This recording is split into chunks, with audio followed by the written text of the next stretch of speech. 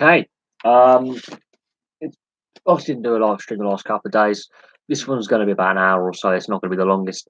And if people have any interesting questions, I'll do my best to answer them. But there's some big issues happening right now. We know the autumn international tests are taking place this weekend. I've done my previews on that. I do think it's going to be a really interesting weekend of rugby union. And also, there's the Rugby World Cup repechage tournament where the Germans, the Canadians, the Hong team are from Hong Kong, and the Kenyans are all trying to qualify. That's really, really interesting and getting really tight towards the end. There's all sorts of permutations, but Canada are in the driving seat. They've not failed to qualify for a World Cup, so I'll be possibly trying to catch a bit of those games on the World Rugby YouTube channel, which is great fun that it's accessible and easy accessible for people to watch worldwide. It's great to see they live stream all around the world, which is brilliant. I think more sports should do that. What we're seeing in the British news is the PFA, the Professional Footballers Association, and Gordon Taylor's role within the Professional Footballers Association and whether he should stay in charge as the union leader. He's been there for 37 years and he's past retirement age. There are issues with the PFA's governance, and there are issues where players are highlighting problems within the sport and not necessarily getting the help that they need. Ben Perkis, I've got some notes. I did a video on it. Ben Perkis is the playing chairman, so he's a player. He plays for Walsall, but he's on a non-contract play to pay kind of thing, where he gets paid by appearance. So he's on, cash in hand basis. And Gordon Taylor came out and questioned his role within the organisation and his suitability to be the chairman of the PFA. Ben Perkis and then others have come back and stated, well, yes, I'm the chairman. I haven't been here very long, but you've been here for 37 years and haven't been elected to that post for 37 years since you were put in the position of the PFA chief, sorry. And there are other issues at foot, which some are more serious than others, and there are some that are currently scandalous that are going on now that are affecting the image of the sport around the world. Big one is the concussion and welfare side of things, and welfare covers everything from abuse, depression, substance abuse, bullying, racism, all that. So it covers a wide remit of issues. But obviously, there's been certain experiments done on working out what heading a football with concussions do to the brain tissue and long-term health. And football's not the only sport going through this. It doesn't take a genius to say if you get hit in the head a lot of times, you're going to have more than just a headache. And there was initially a trial going on, a bit of a scientific research trial that the PFA were funding, and then they pulled the plug on it and weren't interested in the outcome. Then Alan Shearer does a documentary, and other sports are having concussion-related lawsuits and player health and welfare-related lawsuits around the world, mostly in North America. And more sports are putting in place concussion protocols that weren't in place before, or make them stricter if they were. And again, football hasn't quite got that right. There was an incident in the World Cup where a player was clearly concussed and he wanted to play on, but the doctors were like, no, you don't, you're not fit enough to do so. This is now putting pressure on the PFA. There is a lot going on. The substance abuse issue and the player welfare side of things. Paul Gascoigne is a prime example of what's happening there. And his descent into alcoholism and drug addiction with his other legal issues, which have been highlighted with the charges he's faced this week, is something the PFA could have done a lot over the years of Gordon Taylor being in charge to avoid this. Paul Gascoigne's entire professional career was played with Gordon Taylor as the PFA chief exec, the chief exec. Gascoigne does obviously have mental health issues like bipolar, that's given, but some of the issues that he's had with drug and alcohol misuse and his off-field indiscretions could have been far easily avoided had he been given the support earlier on, which he wasn't given. He's not the only player to go through a substance or gambling issue. There's been plenty of players breaching betting rules. There's a Daniel Sturridge scandal right now, which is ongoing, about possible betting, fixing the betting market.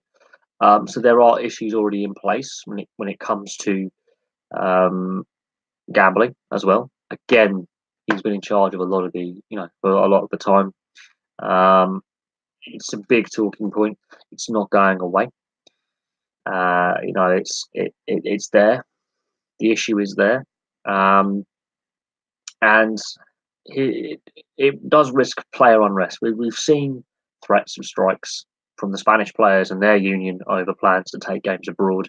We could see a lot of threats of strikes across European football, because players are feeling more empowered now. Lower level players do not get paid the vast sums that Premier League players do. And then post retirement, if they have had to retire because of a severe injury, the medical expenses, that kind of thing, kind of like a pension pot, medical pot thing, the PFA needs to do more there. There are a variety of issues at play, and it seems that the PFA isn't doing its bit as well as it could in raising these concerns and holding the sport to account when it comes to contracts, depression, substance abuse, racism, sexism. We saw last year how badly the FA dealt with the Eni Aluko, Mark Sampson scandal. They've really fouled that up. And while they do have things in place like the Kick It Out campaign, those campaigns are fundamentally flawed. They're great ideas. They need more momentum. They need more exposure. They need to do it rather than just having a day where it's the Kick It Out campaign, we wear the T-shirt or have the special kit made every day. Like in the public consciousness every single day, banging the drum on it. Otherwise, it won't go away. There needs to be a better debate where fans are also engaged with in discussions about changes to the sport, because again, there's a lot of concern that a lot of changes that are brought in don't necessarily work effectively and only aid the top 5% of the earners in the sport, not for 95%, not for all. So it's a big talking point, the PFA and Gordon Taylor, and it's been a talking point all week. His role within the PFA is now becoming scandalous. Because of his 37 years in charge, there are trade union rules, because the PFA is a trade union, on elections and how long you can stand, length of term. So there's a broader legal issue as well. And this is ongoing. This story is not going to go away. This issue isn't going to go away. His role is under scrutiny. He's under scrutiny. His organisation, the PFA, is under scrutiny for its structures. What's in place, how it deals with complaints of abuse or of depression. A player saying that there's a teammate of mine or me, whoever it may be, suffering from depression, self harm, transfer issues like contracts. The substance abuse is a big one. That's a given. It's almost scandalous that there are so many players going through gambling and alcohol and drug addiction, and it's not as public as it should be. The racism and sexism and bullying is still there, and the welfare side of things is becoming more of an issue because other sports are actually leading the way in their protocols when it comes to player welfare or comes to concussion or serious injury, whereas football isn't necessarily on the same page. Same with technology in sport as well. We've seen Charlie Austin have his famous post-match rant now, when he's, these issues can be raised by the players. Whether how seriously the PFA takes those issues once they are raised is another thing. The other big story coming out the last few days is Robert Kubica returning to F1. Now, obviously, the accident he suffered whilst at a rally initially in 2011 in February could have killed him. Had there been a standard road car without necessarily the reinforcement of the roll cage and other bits and pieces, he probably would have died. The fact he still has a fully 90% functional right arm is amazing. Yes, they had to sort of reattach bits of it, and that was a very lengthy, dangerous procedure when it was done. They saved his life, these doctors. The fact he got back into motorsport in any capacity, shows his testament and his physical fitness and his mental fortitude. And there are those questioning whether he should be in F1 or not. Absolutely, F1 is different to car, saloon car or rally car racing. It is completely different. Single seaters are, as Sophia Flörsch has found out last weekend, exceptionally dangerous. Sometimes can be lethal. And with an injury like that, we'll have to see how he performs over a whole season. We do know he's been a second slower than Sorokin and Stroll in the same car in testing this year. So, yes, his time out of the sport may have an effect on that, but also the physical injuries he has sustained may have an effect on that. But he's still not shirking back. He's still a top-level driver. He's shown in the rallying championships and the rallies he's entered that he can compete on a very physical, because rallying is a very physical event, which can take place over a 4-day weekend. He has shown he's physically capable of putting up. And if you look at the interior footage of a rally car, it is exceptionally physical on the body. The amount of steering movement, gear changes, the body movement, the bumps, very physical. There's a lot of jumps, there's a lot of dips, uneven roads. You get thrown around the cockpit a lot. So if you can physically stand up to rallying for most of the last decade, I think he'll be all right in F1. The debate is out how effective he'll be in F1, but I do think he can get through an F1 season, just how effectively he can do it and how much it actually takes out of his body, considering he is the age of 33 and he has had a lengthy time out of single-seat race car racing on a competitive level. Testing's one thing, racing wheel-to-wheel is something completely different. A one-off fast lap is one thing. If you can consistently give those lap times, you can be competitive, absolutely. It's an interesting debating point. Again, he's not the first driver to have severe injury who's come back to a sport. Niki Lauda basically got burnt alive and within a few months was competing again in F1 in 1976. Billy Munger and Zanetti have both lost their lower legs, still race. Jacques Villeneuve broke his spine. Olivier Panis shattered both his legs. Michael Schumacher broke one of his legs at Silverstone as well, and he carried on winning world championships after he came back. So yeah, Mika Hakkinen had a real bad accident in the 90s. Barrichello also had a serious accident in the 90s. To be a race car driver, you have to be a bit unhinged anyway. But again, people are debating whether it's safe for him to compete. He's obviously passed all the medical checks for his super license. He still has his super license. He has been allowed to test. He has, been in competitive motorsport for most of the last decade after his injury recovery. So I see no problem. Williams are taking a huge risk because he could just not perform. It could not work out. The Williams car isn't the best car on the grid at the moment. He does bring sponsorship with him, which will help with their budget, no doubt. There are those saying he's a paid driver. He's not a paid driver. He's not bringing a huge sum of money. It's a small drop in the ocean, but it could be enough just to tip them over the edge for finances where they can survive next year just to put a car on the grid.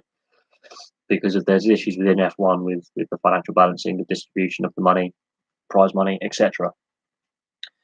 But yeah, there are two big stories coming out at the moment. If we look at the rugby internationals, Wales are making a lot of changes, and Scotland have made changes in their halfback combinations. And this is interesting. Playing Finn Russell at 12 and Adam Hastings at 10 as a starting 10 is an interesting experiment. And it is against top quality opposition.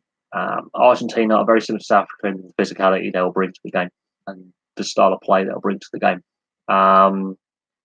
That is going to be interesting to see how the changes to that 10-12 combination, how effective they'll be. We saw in the second half against Africa when they made that change in combination, Scotland completely lost their way in the second half against a physical, brutal up front defensive team like South Africa. Argentina are exceptionally similar with a little bit of a different style of the backs, but they are brute force up front. So it'll be interesting to see how Scotland adapt to that. Wales are making 13 changes for their test match against Africa. 13. They made 14 changes for last week's game. I can understand Warren Gatland wanted to test the depth of his squad and give players playing time and bring some players back from injury and feed them in and give some other young inexperienced players and get them some game time. I get that, but to constantly make so many changes, I am scratching my head somewhat in the amount of changes. Changes, yes, but maybe not as the amount as we've seen. We will see if that disrupts or aids the Welsh. Some players being rested for an extra week, coming back in against the South African side that may have had less rotation. How that plays out, it's going to be a brutal encounter. Wales' defence has been, for the most part, is one of their strong points. They will admit that they have made some mistakes in defence this autumn, one or two errors, which they won't be happy with. But their defence side of things is one of Wales' strengths, is they can absorb wave after wave of pressure.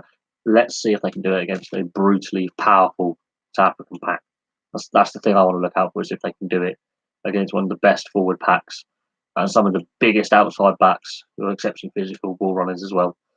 It'd be interesting to see how they stand up to that kind of physicality. It's going to be brutal. There's going to be no holds barred. It's the end of the season for these Southern Hemisphere sides. They want to go out with a bang and put a marker down for 12 months' time for the World Cup.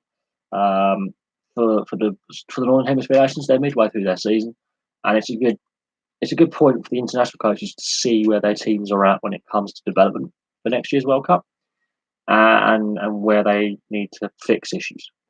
So it's going to be interesting. The Irish game against the USA, the Irish have to win that game well to cement what they did last week against the All Blacks, and the USA will want to really impress because they qualified very convincingly from the Tier 2 nations for the World Cup with games to spare. So they will want to put a statement in saying, look, we are better than our Tier 2 status. It's going to be a fun watch. I'm expecting a 30, 40 point win for Ireland, but I would expect the US to be in the game for long periods. And when they do it, the ball to do something with it as well.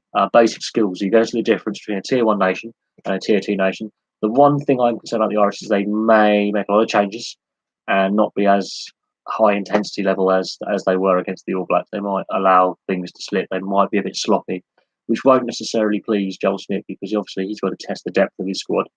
And the best way to make experiments is against lower ranked opposition like this, where you can have a bit more leeway with the experimental roles of players in the back line or in a scrum, tactics, set plays, and see if they actually work. But this USA side should not be underestimated. They are fully professional. They have some big physical units themselves. They will be up for the fight. It's going to be an interesting one. It really is.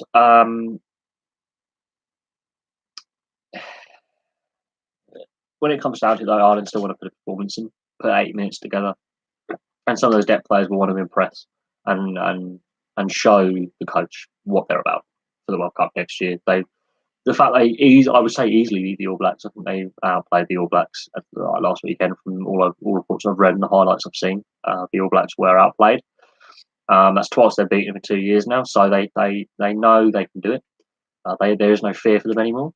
The All Blacks may have peaked too soon, and the Irish may be peaking too soon. So that's a concern: is keeping this development of young players coming through, and make sure that they're not peaking too soon, that they peak at the right time. England, Australia, form goes out the window for that game. That's a heated rivalry that goes back decades in a lot of sports, not just rugby union. I would say form goes out the window for that game. That's just going to be who can either be more disciplined on the day or just perform better on the day. I wouldn't say that form has much to do with it, although Pocock is out injured for Australia, which is a big loss for their back row, considering what he brings to the back row. That's going to be a brutal encounter. I would say it's a very balanced encounter as well, with the strengths and weaknesses of both sides. It swings and roundabouts with that rivalry. It's going to be a brutal encounter. I can see no court given. We shall have to see what the outcome is, obviously, at the end of the game. But I'm expecting it to be a very open game. Actually, I'm expecting more open play than we're used to with Eddie Jones's England, and this Australian side. The forward pack is their weakness, and now they've lost one of their best forwards in Pocock. We'll see how that affects them at scrum and breakdown and at set play. So that's going to be an interesting little battle within a battle, the back row battle, because Australia have lost a key part of their back row, which is part of their strength in their underpowered scrum. I will admit the Australian scrum isn't as strong as other Tier 1 nation scrums. So that's going to be an interesting little battle within the game. But all told, there's a lot to look forward to the rugby wise. The weather is going to have a massive impact. The weather hasn't been great the last few days. We've seen some snow in parts of the UK as well. The weather's looking really damp and dreary. I think it will have an impact on handling skills, and it'll be a physically demanding as well, with the heaviness of the pitches and the conditions, the temperature that takes out of players. So the players are going to feel it. They're going to feel the cold. They're going to feel the energy sapping conditions. It all depends on how much moisture comes out of the sky. If it really hammers down, that could really make it more of a physical brute force battle than a skill battle. But I'm expecting some running rugby as well. I'm expecting some teams to throw the ball around a lot. and be expansive. I can so, but we shall see what the weather has in store for us tomorrow. It's going to be interesting what the weather has in store for us tomorrow. But I wouldn't be surprised if some of the teams do throw the ball around, experiment, have fun. We are a year out from a World Cup final, so there's a lot that can happen in the next year, but it will be fun. So that's pretty much where we're at the moment. I would say the big stories are not to say the selections of these international teams. The big stories is the PFA and what's going on within the Professional Footballers Association, considering all the other things that are going on in football right now with allegations of corruption and breaches of financial fair play, and then UEFA coming out and saying financial fair play isn't actually working as well as we would like. You know, and then you've got the Robert Kubica coming back into F1 after his lengthy injury layoff, which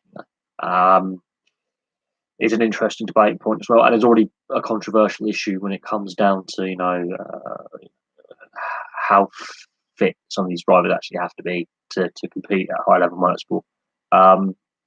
Motorsport is inherently dangerous. It can never be 100% safe. The drivers will admit that. Some tracks have less accidents than others. Some tracks are not as intense as others. Abu Dhabi is one of those circuits that sometimes is seen as a bit antiseptic, but it doesn't matter. The risks are there. When you've got powerful vehicles running wheel to wheel, the risks are there. F1 is not the only sport in the motorsport range that has that risk. There's been some real massive accidents over, not just with Sophia Flörsch last week in the F3, but over the last decade, there's been some massive accidents. IndyCar's had a few fatalities. NASCAR, thankfully, hasn't, but has had some serious injuries. We've seen rally accidents. We've seen motorcycle crashes. Again, some fatal ones there. Motorsport's never going to be fully 100% safe. The fatality rate is far lower now than what it was 15, 20, 30, 40 years ago. But there are still motorsport fatalities. They do happen. When it does happen, it does shock. A lot of fans and those in the media do believe it's safer than it actually is, because the lack of time between a severe fatality at the highest level,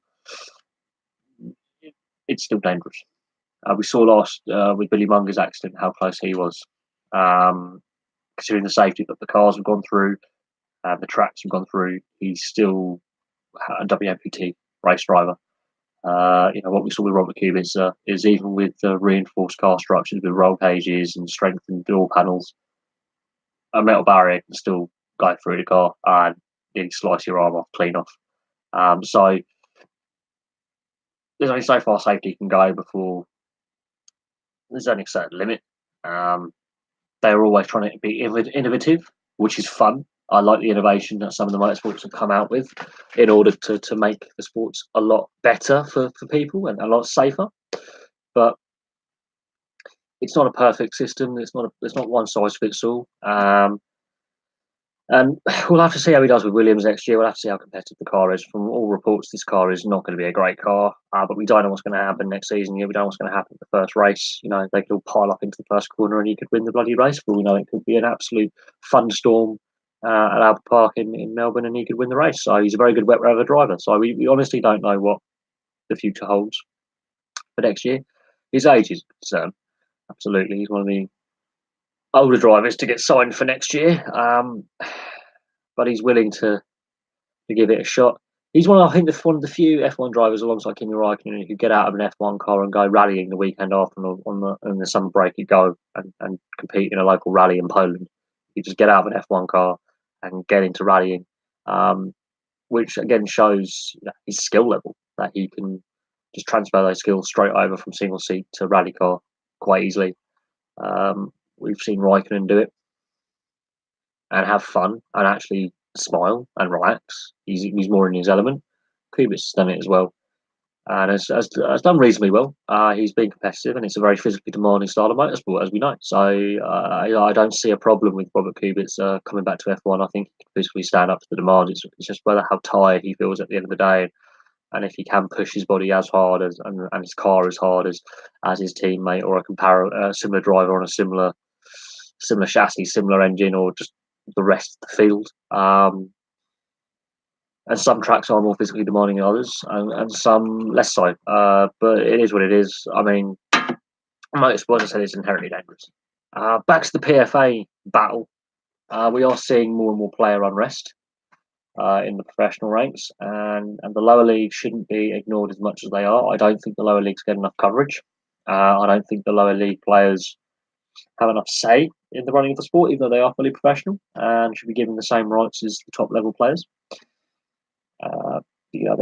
There's a variety of concerns that are regularly being raised at all levels of the game when it comes to refereeing standards, to safety, welfare, and we could go back to the Paul Gascoigne situation and where we're at with Paul Gascoigne. There are serious concerns that Paul Gascoigne thing could have been really easily avoided had the PFA taken alcohol and drug abuse issues more seriously 2-3 decades ago. The PFA, it's not just Paul Gascoigne. There are a host of other players who've gone down the substance abuse route and gambling route, and that dark path.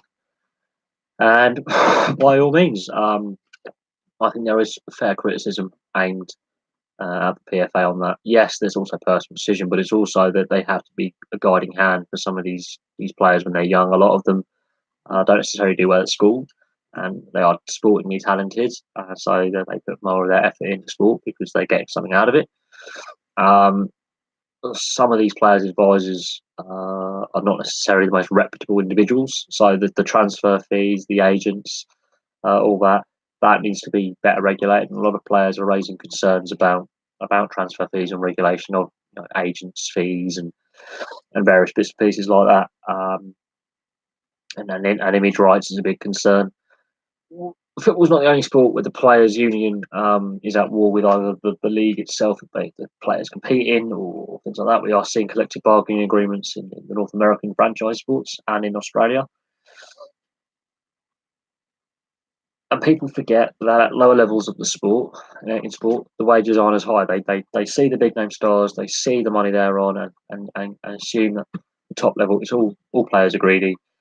But if you go to the lower levels, clubs are struggling to pay their players. Obviously, they've got contracts to honour, and they can't honour them. We've seen it when David James was at Portsmouth. He went unpaid for basically a year, and he was willing to pay for free so the club could survive. We've seen other clubs struggle to pay players and other staff on time. That is an issue. Again, the PFA could step in so the wages are guaranteed of these players. The PFA does have money sloshing around. It's not a broke trade union. It's quite a wealthy trade union. It does have spare change to hand.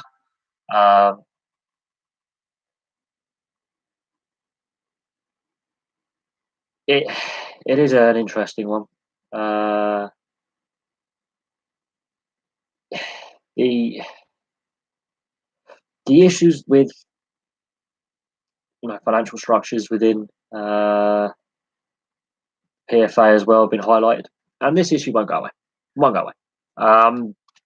Image rights is another one that I failed to mention in the original video that I did earlier today. But this has been going on now for about a week. Every day there's more headlines about the PFA and how it is not working. The D Windass, Van Arnholt, Patrick Van Arnholt, their interviews with the media and what they're talking about with with how their issues were dealt with and how their concerns were dealt with wasn't great, and how the PFA didn't necessarily support them, especially Dean Windass post-retirement. He's now an ex-player. He's no longer involved in playing. The fact that Gordon Taylor has been there for 37 years, and a lot of these issues have got worse whilst he's been in charge, that's a concern. So we'll have to see what happens. you know, I think it will be interesting, how this all plays out. Whether Gordon Taylor is there by Christmas, I can see over the festive periods. Less. I think it'll be more in the new year when we see what actually happens. We're midway through the season. It would be a bad idea, I would say, to restructure a union, especially a sports union like this, midway through a competitive season. I think there would be a risk, massive risk behalf of the PFA itself, and the FA to start doing any kind of restructuring mid-season. I think they need to sort this out in the summer. Uh, but players like Patrick Van Aanholt were criticising the loan system, and that is another system within the transfer system that has been under criticism. We've seen a couple of clubs fall afoul of youth contracts and how they are playing the loan system as well with Everton and Chelsea. Transfers are under a lot of scrutiny. Some of them on the legal side as well, with Jemba Bar, with Newcastle, West Ham, and Chelsea, and his transfer between those clubs at various points in his English career. So there are issues at play. It's not a quick fix. The fact that he's been there for 37 years means bad habits have got in place, structures need updating, and they haven't been. That's something else that Ben Purkis, the Walsall player who's also chairman of the PFA, has been fighting since he's been in charge as the chairman of the players' representatives. The battle between these two is coming to a head, so it's interesting. Yeah, I wanted your feedback on a few videos I've done relating to football the last couple of days, and I've got obviously there are other videos on there that I've done. Gordon Taylor, I think, has to go, not because he's necessarily always been bad at his job, but there are issues with governance of the game, and the players' union is part of the governance of the game. I would think it would be a bit mad to restructure the PFA mid-season. I think that would have to be done as soon as the FA Cup final and the regular season's done, the club season. I think that's when the structures need to change. But we are seeing now players get more, not I wouldn't say militant, but more aware of their rights. We're seeing with Spanish football, with La Liga, their players union, the AFE, really starting to threaten strike action. I can see player strikes happening if governance change doesn't happen. This is not the only sport to go through issues that relate to how a sport is governed and how they're looked after for a variety of issues, especially player welfare and the concussion. That's a big talking point across a lot of sports, but also contracts and honouring the contracts and image rights and the transfers and I think while I'm not a complete expert on the structures of the PFA in full, Gordon Taylor's been there a long, long time. He's built up an army of his supporters in all the key roles in the PFA. The fact he hasn't had to face a trade union election is a concern. The PFA is a trade union at the end of the day. This is going to be a big battle, and it could have ramifications not just for football but for a lot of sports. And I think Ben Purkis is right that if he's been criticised for his role because of the contract he has with Walsall, he's right to, discuss his bosses. Well, when it comes to the PFA, the structure of the PFA, and the guy in charge, which is Gordon Taylor. Yes, Gordon Taylor used to be a player. Also had to retire because of injury, actually, surprisingly enough. Hence why he doesn't look the most mobile person in the world. But he's been there a long, long time. He's been there longer than I've been alive. A lot of the issues that I highlighted in the video have been there throughout, but in recent seasons, there's been a fair few scandals in recent years and seasons to do with racism, to do with the Patrice Evra, Luis Suarez incident happened under his watch. The way the PFA handled that and the FA handled that wasn't great. I think there were things done there. We saw last season in the FA Cup, Firmino be alleged to make a racist remark. We've seen with what happened with Jose Mourinho and his comments. When it comes to disciplining, I forgot the disciplining as well. But the substance abuse is a big one with Paul Gascoigne, obviously, and what's happened to him. but the concussion and welfare as well. We've seen a lot of players openly admit to having gambling addiction, openly admit to depression. Dean Windass has done his interview with the Daily Mail. Not that I like the Daily Mail, but it's one of the biggest sold publications of print in this country on a daily basis with its circulation. So a lot of people read it. You will find it almost on every single train, and on train carriages, on buses, but people leave the paper behind. So other people read it. So people will read the sports sections of newspapers, and if players like Dean Windass, who are cult figures at the clubs they play for, especially Dean Windass at Bradford City, and Hull, who's a cult figure in Yorkshire, and the fact that he was at one point when he was with Bradford City, he was one of the best players in the Premier League. If he's coming out and saying, "I have issues with mental health," it's a thing. There, it is an interesting one. I think I want to get your perspective on the whole PFA thing. I want to see what you have to say about the PFA thing. I missed a few of your live streams this week, but I am interested in what your thoughts are on the structures of the PFA. We've discussed a lot on both our channels about a variety of issues within the sport as it currently stands.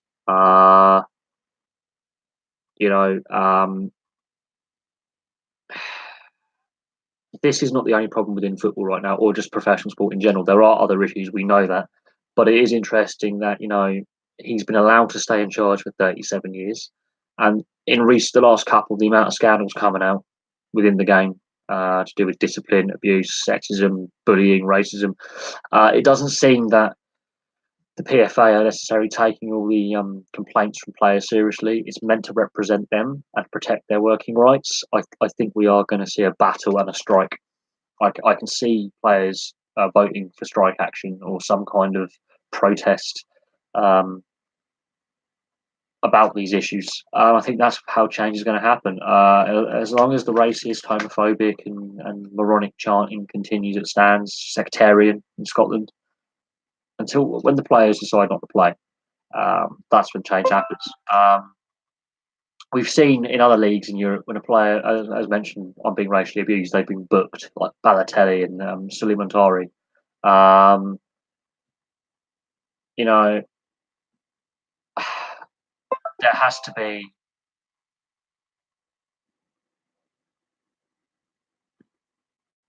be some kind of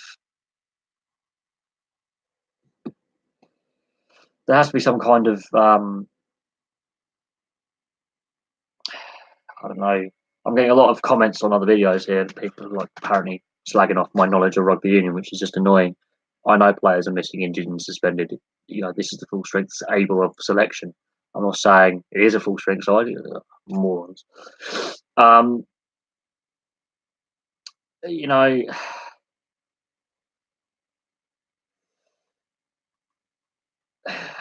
I think we are going to see players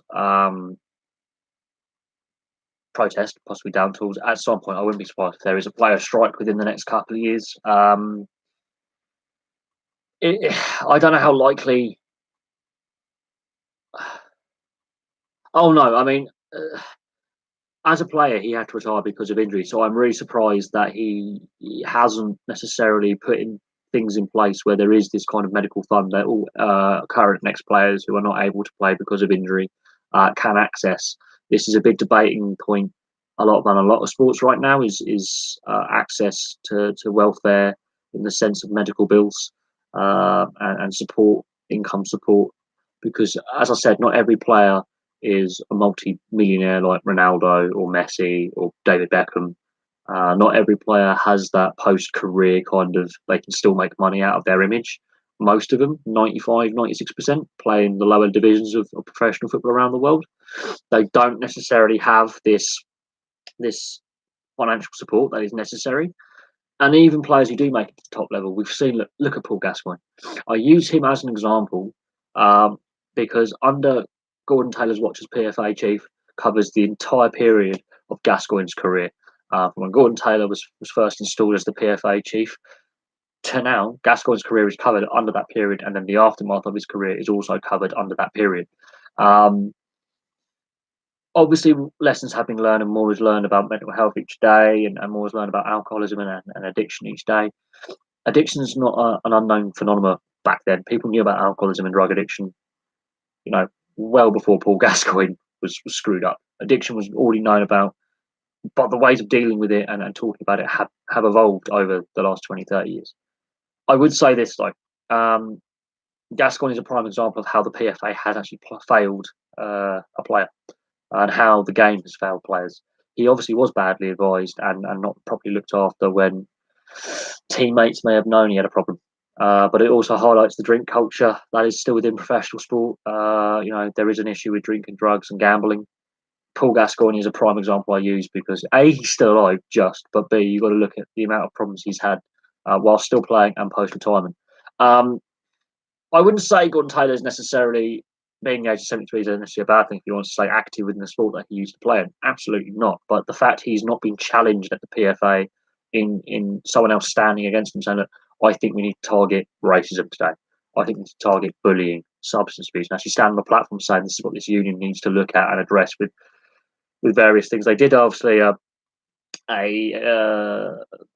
trial into determining the effects of heading a ball long term about a decade and a half ago, and the PFA were putting money in towards this university experiment, looking at the effects, and then they pulled the plug. And then they were forced to act when Alan Shearer did his documentary. Plus, they were obviously other sports were already having lawsuits to do with concussion and post-retirement welfare of players who've had to retire because of injury. We've seen it in the NFL, we've seen it in the NHL. Both have reached out-of-court settlements. They had to take it seriously.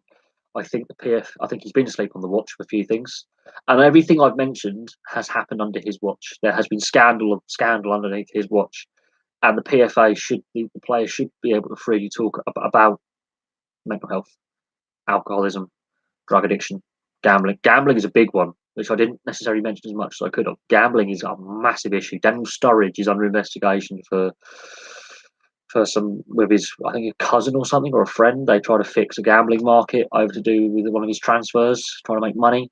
Gambling is a big issue. Didn't mention it as much as I could have, but I class that as substance abuse. I class any kind of addiction as substance abuse. It's easier just to cover under that, but gambling's a big issue. And the fact that what I've noticed is there's so many gambling adverts because they banned gambling adverts. I think before a certain time of day, they hammer it in the middle of the night, hammer it. And because we're in a 24-hour society now where technology is like that, you can access the internet. On the internet, there is no time of day where they can ban adverts. Adverts, if you go on a web page and you've got your tracking cookies, which say your search engines are what you like. So I like sport, you like sport. We're going to get a lot of gambling ads.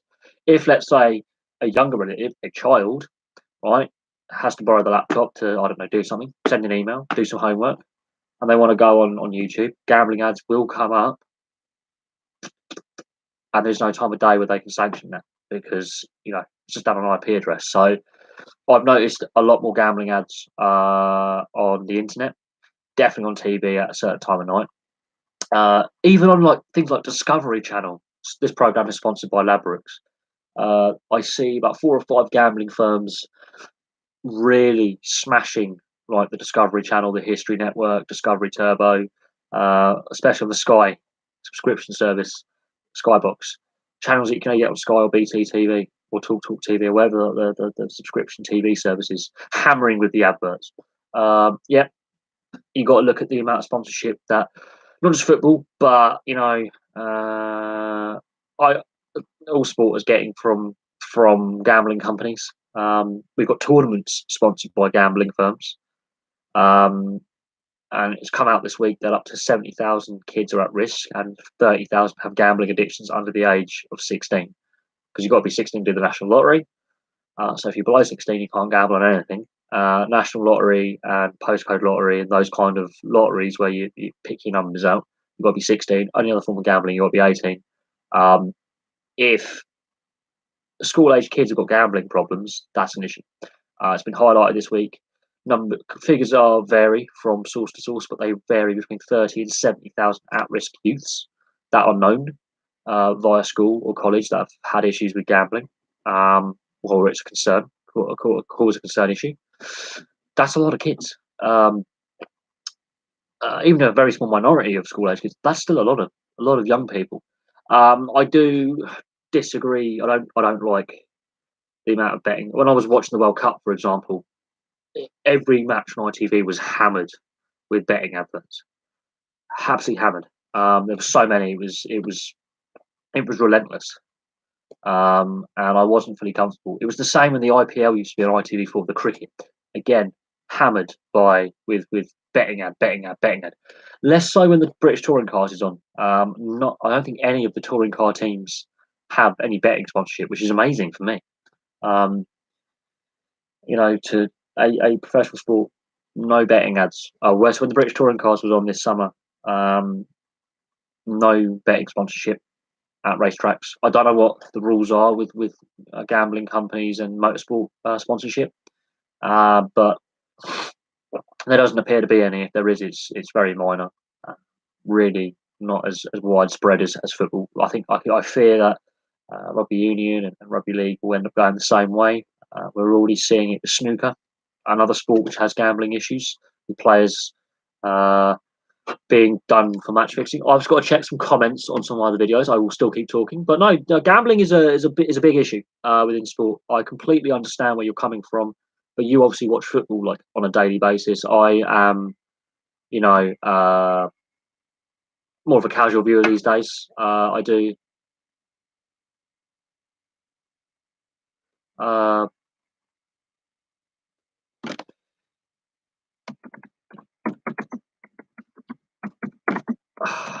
I do think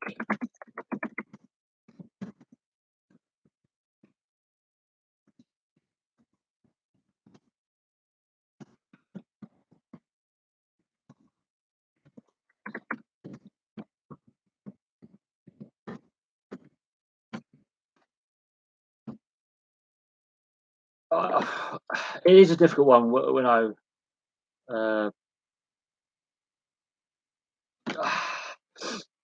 I'm not sure if you can say you have to ban adverts, because there is already, we've seen today the London Underground banning fast food ads, which I think is wrong. I think that's not how you solve the problem. The problem you solve is getting accessibility to sporting facilities for young kids. They don't want to go down that route. They want to be communist about it, and I think that they might have a legal challenge against that ban. But we can discuss. I'm responding to a comment about. Uh,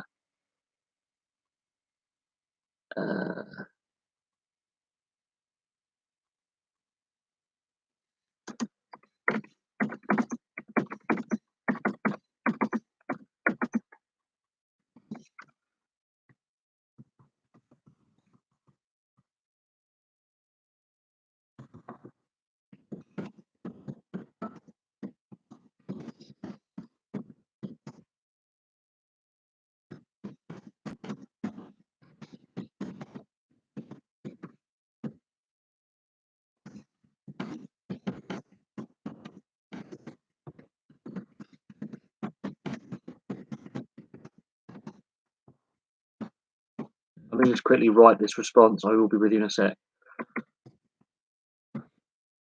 Uh,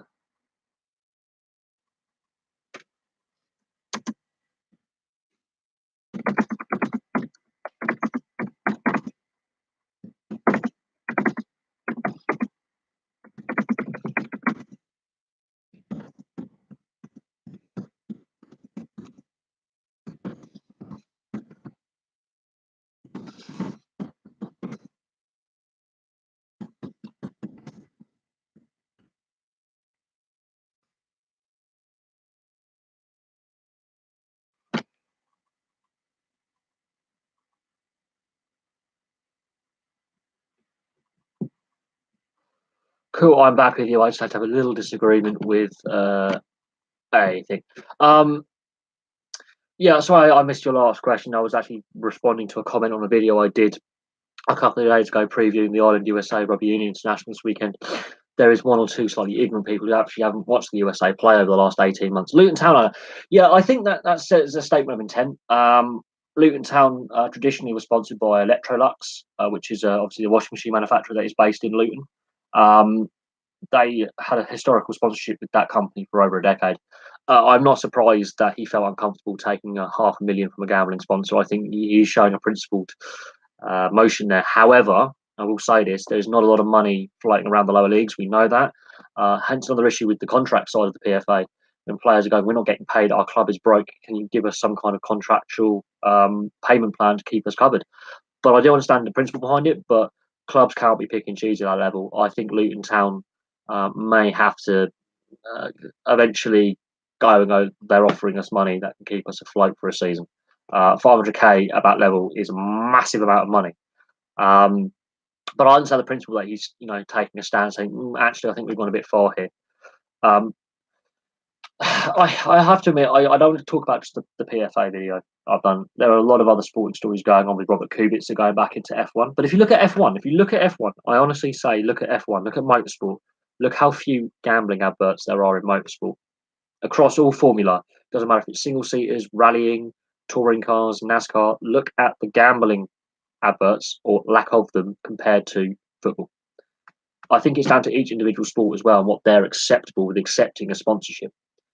I will honestly say that if you look at motorsport, how many gambling sponsors do you see on cars? How many adverts do you see when you do actually get to watch the F1? Let's say, for example, on Sky or Channel 4.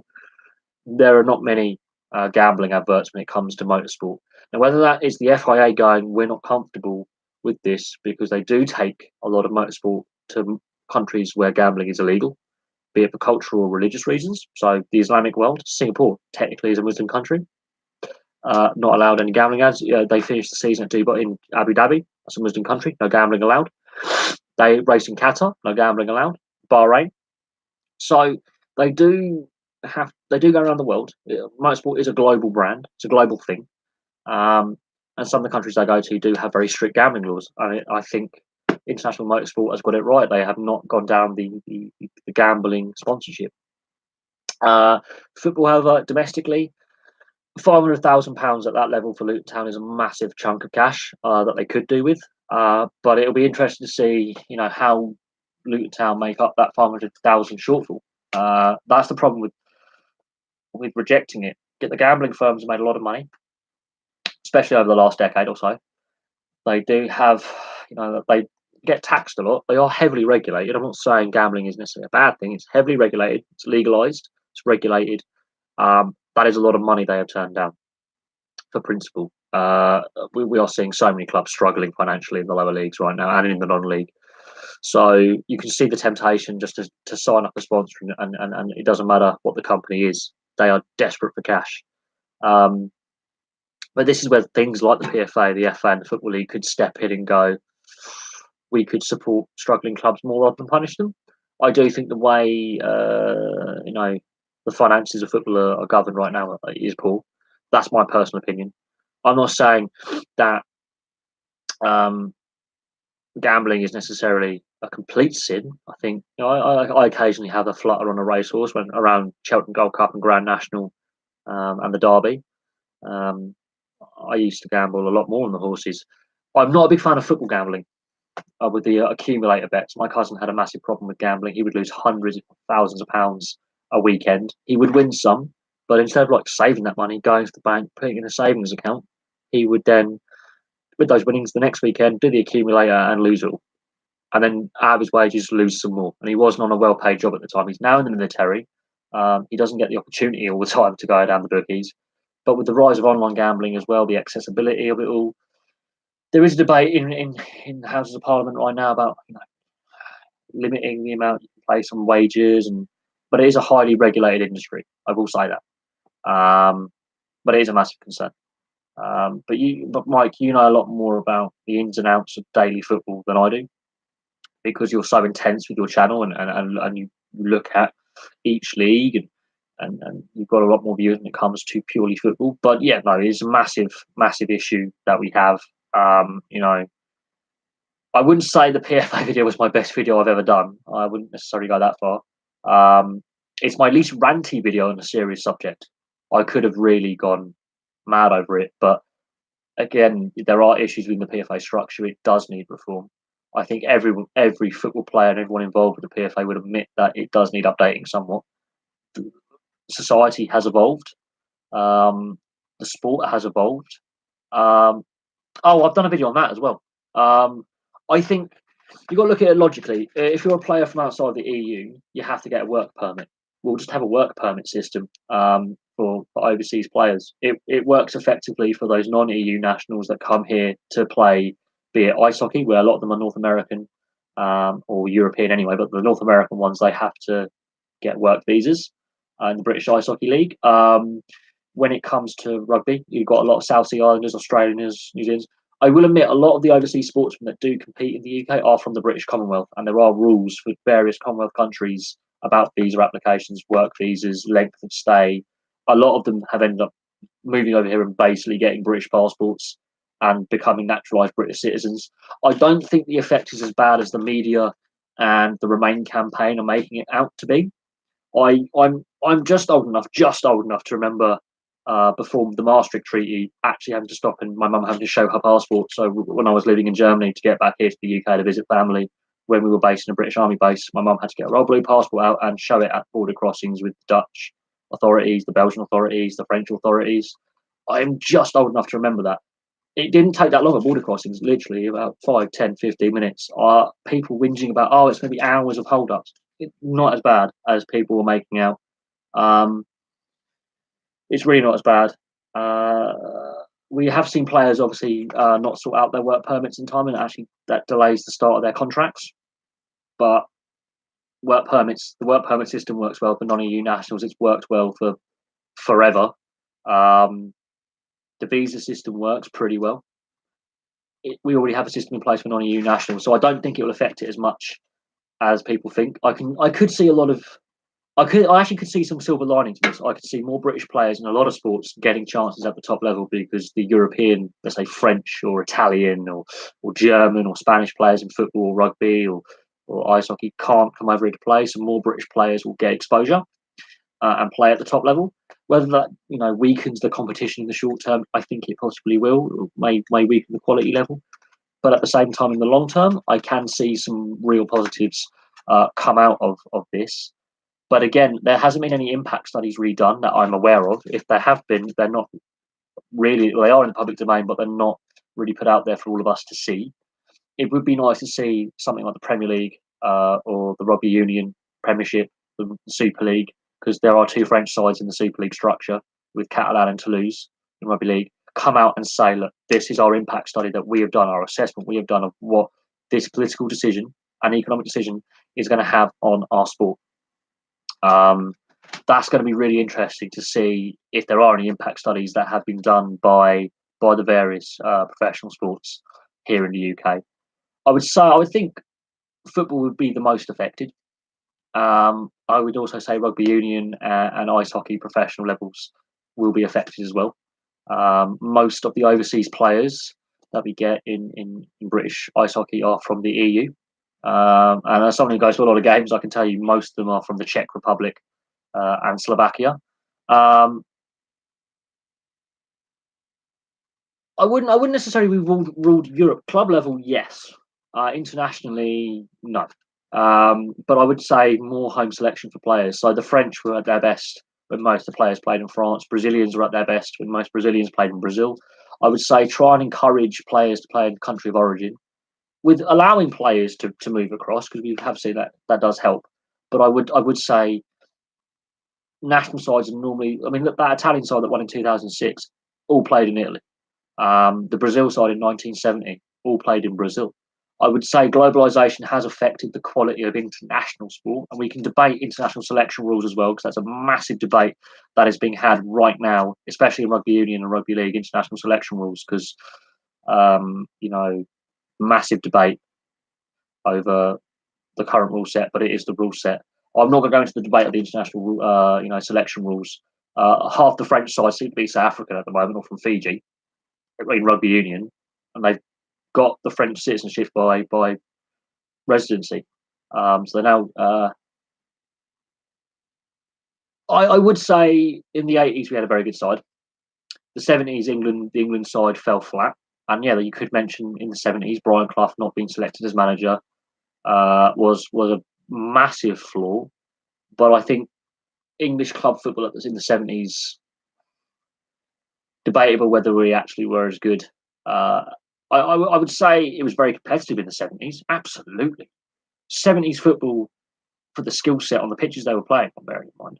And with the amount of crowd trouble, the fact they could actually finish games at all was amazing. I would say the quality, technical skills were better in the 70s and 80s for English players, but I think there were issues within the game. The national side did underperform. And what is ironic, the best national side at the time were the Scottish national side. They were the team that were regularly getting to tournaments, doing all right at tournaments. They were qualifying, they were competitive. I would say the Scottish got the best out of their group of national players at the national side level that England did. And then Italia 90 happened, and Euro 96, and then France 98, and then Scotland stopped appearing at tournaments because they didn't qualify, and England had qualified and fallen flat. I think the best England side I think I ever saw was the Euro 96 side. I think the Premier League hadn't had the full effects that it has had now. There was enough English players playing in the Premier League. I think it was about 70% on a match day were English at the time. I think the handling of the Premier League with the amount of overseas players, and this comes back to this Brexit argument. Yeah, I think there will be less European players and coaches coming over here to play and coach. But then I don't know. There could be a silver lining with more young English talent getting a chance at top level. But we haven't seen an impact study done by the Premier League, the FA, the RFU. We haven't seen these impact studies. So we shall see. Souness is a controversial figure. We can debate Graham Souness and how much we love and hate Graham Souness and that porn star mustache that he had for so long. He is a controversial figure, but that was down to this what was actually at that World Cup. We leaving him out of games. This is 40 years ago. He may have not performed in training. He may not have been fully fit. He might have had a spat with the manager. We don't fully know until everything comes out. And I think stuff will still come out about that 78 World Cup that we didn't know at the time. But that was a long time ago. And I think, Scotland not playing Souness, maybe. But in 82, they played him and they still didn't get very far. So it's open to debate, whether he playing those first few games, how far Scotland would have got. They had a good side. They qualified for the World Cup. They beat the World Cup finalists in Holland 3-1 with Archie Gemmill. So it's about consistency. I think with Scotland at tournaments, they could get there and then they couldn't do much. England, it's about again consistency at tournaments. They can qualify really well and then they fall flat at tournament level. This is why I'm not 100% sold on this UEFA Nations League just yet. I think it is very experimental what they've been doing this season with that. It's better than having crappy friendlies all the time, I will admit that. But the fact that TV rights are on subscription only in this country is a problem. If I was to go to Italy or to Germany, it will be on free-to-air, wall-to-wall coverage of the national side. Doesn't matter what sport the national side is playing. Doesn't matter if it's rugby union, rugby league. It will be on free-to-air TV, accessible. So I think the TV rights in this country for international sport, I couldn't necessarily be so much concerned about club sport necessarily as many games, but when it's at international level, that is where you want to unite a nation together, and I have concerns about the TV rights. But when I lived in Italy with my aunt every summer, major finals, Champions League final, free-to-air TV, still remains so. Europa League final, free-to-air TV, still remains so. Every Italy game, straight on Mediaset or the Rai network. The Rai channels is the BBC for Italy, basically. It's the state broadcaster. Mediaset is Berlusconi's channel, much like ITV, Channel 5 kind of network. But we could watch like any international football, they would have it on.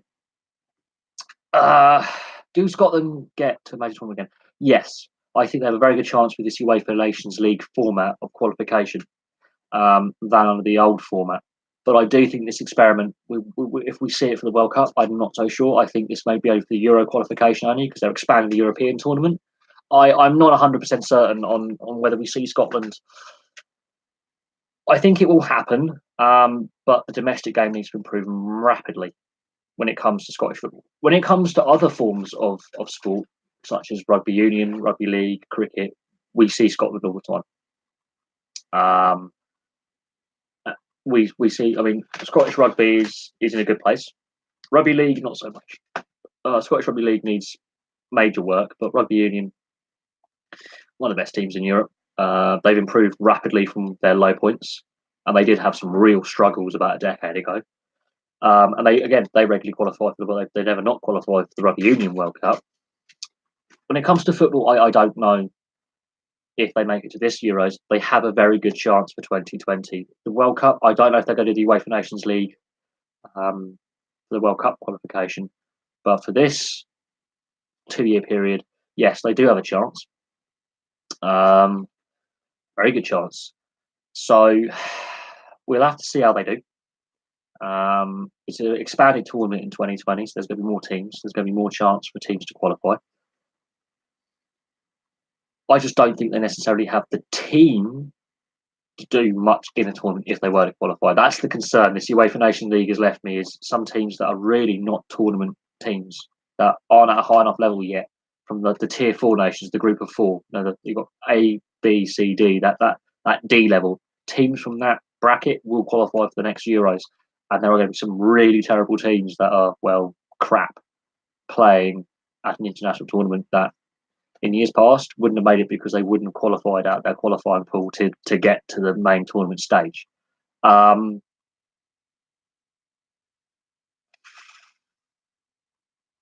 It's going to be interesting. Because the UEFA Nations League isn't accessible to free-to-air TV, that is a massive flaw to trying to sell this new product. From what I'm getting from a lot of fans, it is better than the pointless friendlies, but it's still not a well-oiled machine yet. It doesn't have the history of a World Cup or Euros as a tournament. So, on that respect, it's sort of like the international version of the Intertoto Cup, which never really took off in European football. So it's an imperfect system, but I will agree that UEFA and FIFA had to go the friendlies. What we got as international friendlies now, they've lost their appeal, and fans are turning off, and we are. I think football's in a crossroads where they have to get the coverage, media coverage right, because they could harm themselves more than good. Although what I am happy to see is the South American football is being shown on Free Sports. The Copa de Libertadores final is going to be shown on Free Sports. So international domestic football, in that sense, international club football is getting shown on free-to-air TV. Why can't we get more of domestic football on free-to-air TV? I think we know that there was an unsold package of the next TV rights deal. There's still games unsold because Amazon have bought their bit, and there's still games unsold. So I would like to see Channel 5, Channel 4, ITV, just give it a bid. Give it a go at trying to grab that TV deal. It's not a lot of games. It's one game a weekend, basically, that they could show one game a week. That would happily do me. One game a week of the Premier League and then of the Football League. I would happily be happy with just one game a week, one Premier League and one from the Championship, League One, League Two. I'll be happy with that, plus the FA Cup and the League Cup. The League Cup's gone to Sky in full, and the English Football League clubs aren't happy with that. And I remember when the Football League League Cup used to be on free-to-air TV as well. And my second favourite moment as a Blackburn fan is when we won that League Cup final at the Millennium Stadium. It was on free-to-air TV. It was a brilliant final. We beat Tottenham. First piece of silverware we had in a while. Last trophy we won as well. We now don't have a domestic cup competition on free-to-air TV. So I do have concerns about the TV rights, but we argue about that every live stream, and that's not going to go away. That argument's not going to go away. That's not going to change. So we'll see. We shall see.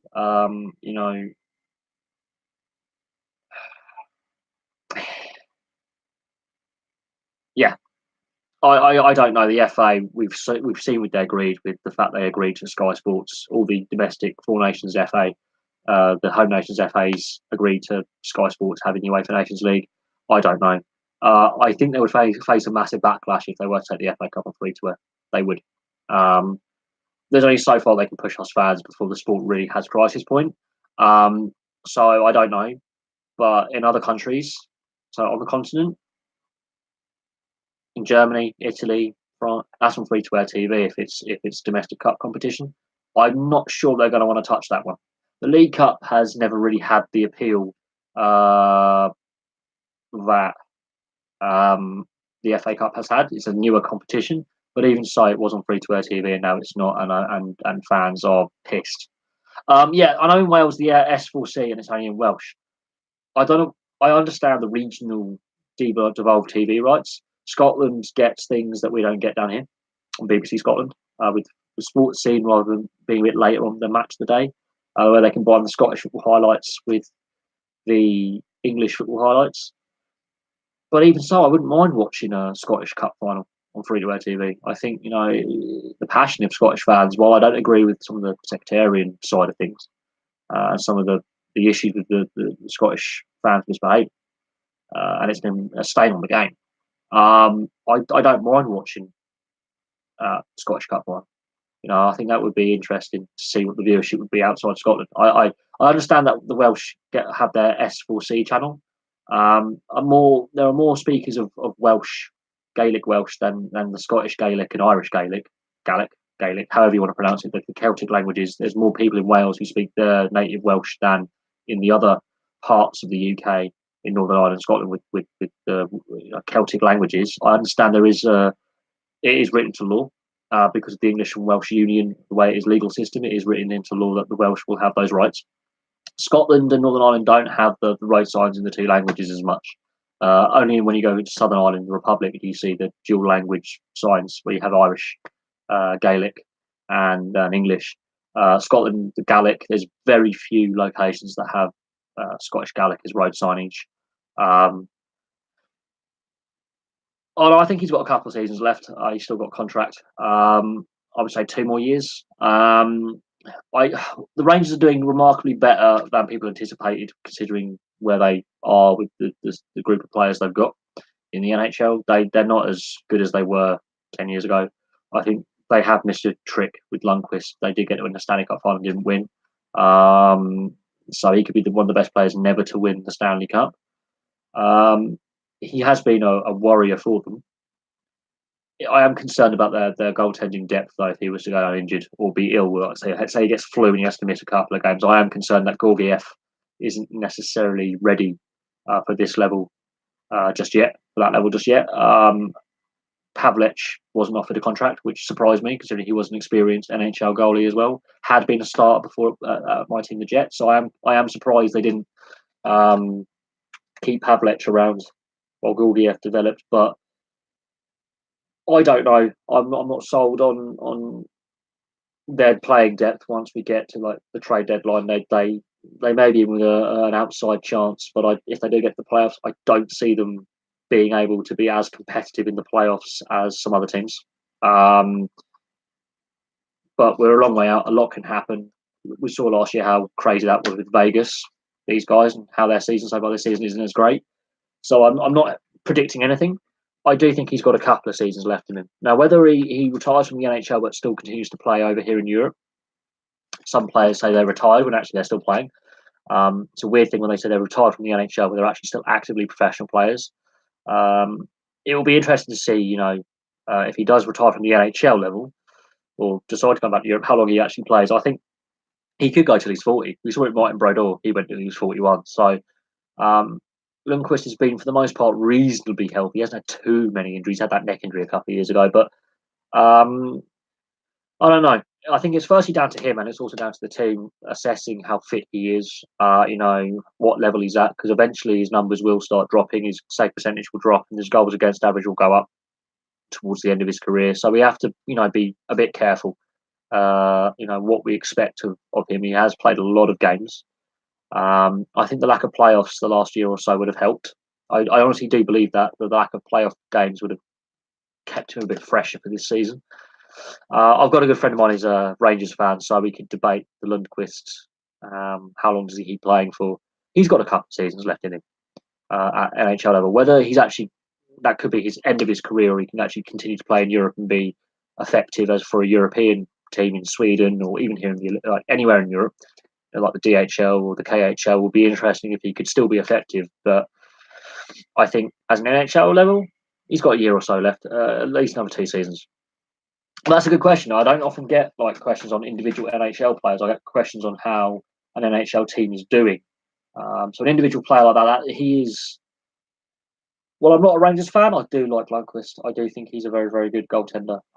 He is one of the most consistent goaltenders. He may not necessarily be the best goaltender on a given night, but he's one of the most consistent, solid performers. He's well respected within the sport as well. I can see him definitely post-retirement carrying on as either an ambassador for the Rangers or getting involved in the GM side of it. The behind-the-scenes management of players and coaching. I can see him staying involved with the sport for the rest of his life. I can see him post-retirement playing, getting involved in coaching, mentoring, being an ambassador. He's definitely getting in the Hall of Fame.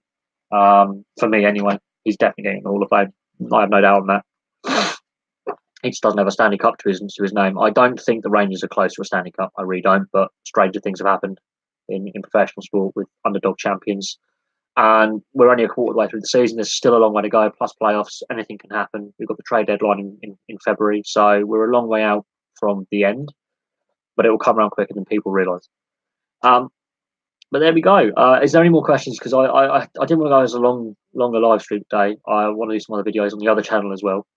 But the big issues is the PFA and Gordon Taylor's role within the PFA and how long he stays in charge. Because I do think this internal power struggle within the union will have massive implications.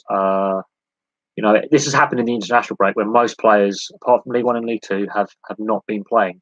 Yes, the FA Cup has been taking place. Yes, the top two leagues have been off. Had this happened, the story broken this weekend with the power struggle that's been going on for the last week, if not longer, I wouldn't be surprised if we do see a player strike at some point in professional football in the UK. The Spanish are that close to a player strike over the plans in a couple of months to take games to the US. We could see player strikes across Europe. There is a growing discontent at all levels of the sport. Fans, players, some clubs over the running of the game. There's more scrutiny now on sports finances. So yeah, I can do. It just so happened I had a bit of time, and I've got plans this evening. I actually have to be somewhere, so this evening I couldn't. And I've noticed if I do Friday live streams in the past, I've had a lot of trolls and a lot of disruption to the live stream from idiots leaving stupid, inappropriate comments, threatening comments. So I stopped doing Friday evening ones. But no, absolutely, I can. It was just today.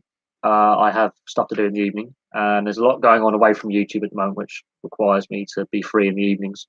But yeah, I'm more than happy to do them later on. I used to do them quite late on. I'm more than happy to do that. I can look into that for next week. Absolutely. It's just there's been a few things going on a personal level away from YouTube, this is my hobby. This is just a hobby. This is not my main. I'm not earning any money at the moment, but when I was earning money, this wasn't my main wage earner, breadwinner. There are things going on outside of YouTube at the moment that do require my attention. But I will try my best to do more evening timings. Absolutely, I used to do them regularly in the evening. I'm more than happy to do that. The one issue I have is the lighting in my house. The electrics aren't the most modern, and the lighting isn't the best. So occasionally the picture quality isn't great, and I'd rather try and give you the best picture quality and the best lighting available. But I understand. Yeah, I can do that. It's not a problem. I appreciate the fact that you come from something. I like this. Can you do it this time? But I've also got to bear in mind that I have subscribers around the world. So depending on the time of day I do it, can affect if they've got a notification bell. I've got subscribers in North America and in Australia and the Far East. So I want to be fair to every subscriber. I don't want to be. I know most of my viewers are in the UK at the moment. Over the last couple of months, there's been a lot of videos from viewers from the UK, but I do want to be fair to my Australia, New Zealand. I've got a subscriber who lives in South Korea. I've got subscribers in North America because the time differences. I try and be as fair as possible at the time of day that I do my live streams. So if I do it a little bit later, I think it possibly could balance out for everyone. I've got to because they're changing the analytics that we have when we on the channel creators, the YouTube studio creator, which is a big debating point, and it's not going down well with all. I used to have lots of geographical data for every country that viewed my videos, and now they're just restricting it to the top 10, and it doesn't give a fair reflection of over half my viewers. I can't see where they're from because YouTube are changing the analytics data, which is really frustrating. you have to get to hit so many views out of all the views. You have to hit a minimum number of views to be registered as data now from IP address, which I think is wrong. The system they had until about 3 months ago was working beautifully. They're really forcing this new YouTube Studio creator upon us, which I don't like. It's unfinished, it's incomplete, there's bugs in it all over the place, it's crap. Why do they have to fiddle with YouTube Creator Classic? I don't know. So it's affecting my analytics, which is really frustrating. I actually use my analytics to work out the time of day I should post videos. And now I'm just doing it ad hoc because I've lost that ability to get my videos out. I used to do a lot of my videos in the evening, and then as World Cup came along, I had a lot of time over the summer. I had a period in between jobs, and I could focus on the World Cup. And because most of those games took place in the daytime, it is what it was. But timing of videos is important, and the more feedback I get from you guys, the better the timing I can make for the videos. But no, I appreciate the question, and I will try my best to be a bit later in the day when I do live streams or post some content. But I've got to balance it with what else, the other stuff that I do day to day and from week to week. I've got to balance everything, and I've got to be fair to. I can't just go. It's going to be this time. I have to be flexible for a variety of reasons. But that was a good question. Good question. Anyway, I was only going to do a short live stream today, and then we've suddenly got a lot of questions about a lot of really, really important things. And we've discussed a lot of important things. And it's important that we have these debates on the TV rights. We're the end user, and a lot of people are feeling that the TV rights are not fair. And we've seen with the English Football League clubs not being happy with the TV deal they've just signed with Sky. So TV rights is a big debating point. I think the FA Cup will stay on free to air for the long term. I cannot see the FA being, taking that risk when they get good viewership figures. And what's really funny is the most watched sporting events last weekend was the Scotland-South Africa Rugby Union Test match at Murrayfield. It got more viewers than the UEFA Nations League games by a lot. They had a lot more. They had 2.23 million people tuning into that rather than the football. So I think the FA might have missed a trick. I think the Premier League and the Football League are missing a trick here. They have misanticipated, consumer power. I think in this current day and age, there's not a lot of money floating around for lower income families as there was 10 years ago, 15 years ago. I think they are getting it a bit wrong here, and they're risking long-term future of the sport domestically, because if people switch off domestically, it's all well and good flogging the rights abroad, but if people don't want to go to games or don't want to engage in the sport, fundamentally, long-term, the sport is undermined. But there we go. That's my view on the TV rights and empty seats at stadiums and the ticket pricing thing. They are, I think, pushing the domestic fan base here too far, and there will be a point when they go, I'm not paying to watch that anymore. It's too expensive. It's unacceptable. I'll go to another sport. Well, I use ice hockey as a prime example because it's so much cheaper to go and watch a game. I'm going to go there. It's more accessible. It's on free-to-air TV. Ticket prices are more affordable. It's more welcoming. I'm going to start getting involved in a new sport. I'm going to turn my back on football. But that's where I see the situation when it comes to the TV rights. I really, really do. Right, on that point, I'm going to call that a day on this live stream. I really appreciate the comments, the likes, and if you missed the beginning of it, I just waffle on a little bit about the videos I've done today. So you miss a bit of waffling. It's only a short one. I just had a bit of spare time. I am going to be going on doing a video review on the other channel to do with the video game that I bought, and I'm going to play a bit of GTA Online, and I've got to install Fallout 76. So I've got to install a new game on the Xbox, and I'm going to have a little play around on GTA 5. And then I've got to go out and I've got to sort out a few things with a friend and sort a few bits and pieces out. But thank you very much for watching, guys. Really appreciate it. And I'll have some more videos for you soon. And also, Mike, I've got some new videos up. Kane, I've got some new videos up to do with rugby and football and other sports. So I've got a couple of videos up, especially with the financial fair play and the EFL TV rights, Mike. So if you feel free to check them out. Got some football videos up the last couple of days, which I want your feedback on, because obviously you're more in depth and you can point where I might be going right, maybe going wrong, debating points, point of view. It's really important. But I shall see you guys later. See you soon. The live stream didn't end properly.